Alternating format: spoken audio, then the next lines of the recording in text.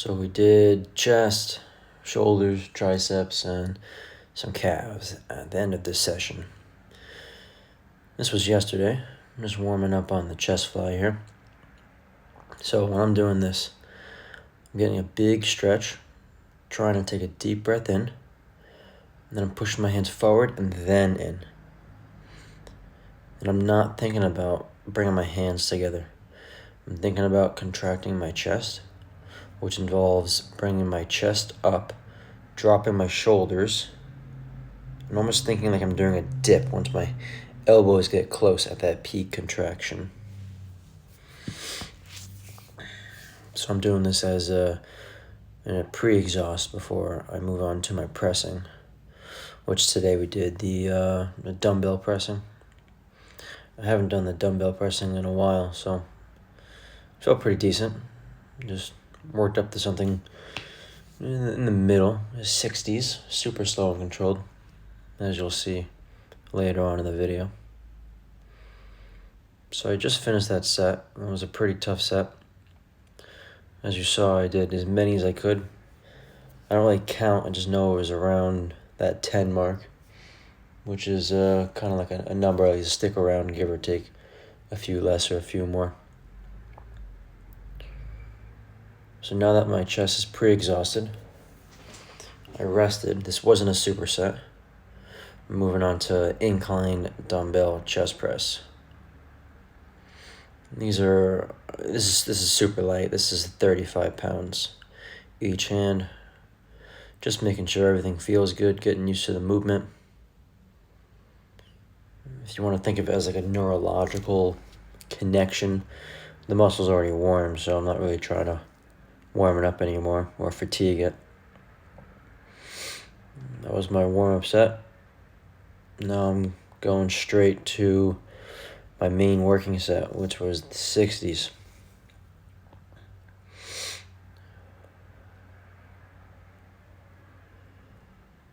Let's see what it looks like.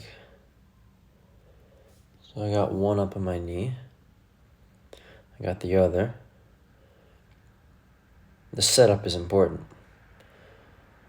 So right now I'm kind of adjusting them, trying to get them in a good position. Getting mentally ready for the kickback. I think my right leg goes first here. There's the right, and there's the left. Kept the dumbbells high on my hip. Seems to feel better for me. Kick them up.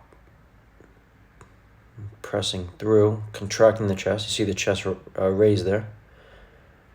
Come down, good. Super control. Eliminate any momentum. Right there, good. Once it gets hard, I even slow it down even more. I push, I'm thinking contracting my chest here. I'm not panicking. The number one thing I see is people panic once it gets really tough. That last one, I didn't think I was going to be able to get up. If I had a spotter, I would have went all the way down for the stretch, but I went halfway and then tried to power it back up, but I couldn't, and then I went for the negative. So it was only 2 sets for chest. 1 set of the chest fly. It took a couple minutes. And then I did a warm-up on the incline dumbbell press, and then I did my main set. Chest is pretty fatigued at that point. So I'm trying out this new training where I only do 2 sets. 2 to 3 sets per body part. Just all out. Seems to be working pretty well, and I'm recovering much better because of it. No little injuries or anything. So that's chest. Now we're moving on to shoulders. I didn't do any pressing in this video for shoulders specifically, but I did do a dip right after this, which is a little bit of chest and a little bit of front delt, a lot of tricep, at least the way I was doing it, staying more upright. I think I did a 1 warm-up set on the side lateral machine, just to feel it, make sure everything feels okay. This is the main set. the whole stack on this machine. It's not super heavy. As many as I could control, and then I'm just pounding out as many as I can there, just barely moving it. That's the luxury with a machine versus a dumbbell, is that it's constant tension even at the bottom, so you can get a lot out of that. No reason to do another set. The side delts are super fatigued at that point. I'm stimulated. The idea is to do as little as possible to stimulate new growth and then get out of the gym to recover and then grow. Did no warm-up sets here. Went straight to a tricep focused dip. This is a assisted dip machine and assisted pull-up machine, but I'm able to do them with no assist. I think I got 6 or so here. I used to do these chest focused, where I'd lean into it more and put my feet in front of me. This is mainly for a tricep. I'm always thinking about doing a push down as I'm doing these. After that, moving on to an overhead movement to stretch the tricep to activate the long head, since the long head is attached to the scapula. So it requires the arm to be overhead. If you can't do this movement, you can do a skull crusher on a flat bench or a little bit of an incline, or you can do this movement with one dumbbell and a seat, holding it with both your hands at once. I think I prefer that the best, where I'm sitting in a seat and holding one dumbbell, a 70 or an 80, somewhere around there, holding it with both hands. This is a 20 I think I used there. Just trying to get a good stretch on it. Did as many as I could with my right arm, since I'm a lefty.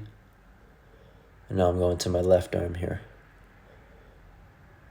So at this point, chest is fatigued, shoulders fatigued, a little bit of traps, a little bit of upper back just from the pressing, getting in position.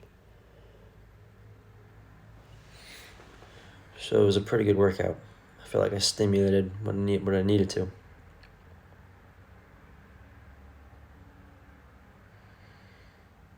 Okay, all the way down, get the stretch. So I've already fatigued the shortened position of the tricep with the dip and a lot of the pressing. So I'm mainly going for a stretch here. So I'm not super concerned with going all the way up. Here you see I kind of fight for that little bit of top. And now I knew that was the last one. Now I'm just going down, holding it right there until I just cannot even hold it anymore. Triceps fatigued, stimulated, no need to do anymore. And sometimes I like to do a little bit of flexing at the end just to, feels good. The pumped version of someone is always bigger than the non-pumped. You want that to be the usual of what you always have, but it's just not how it works. Do a little tricep flex there, a little tricep. So I'm training in a private facility here, so I can kind of do whatever I want. So, and that's it.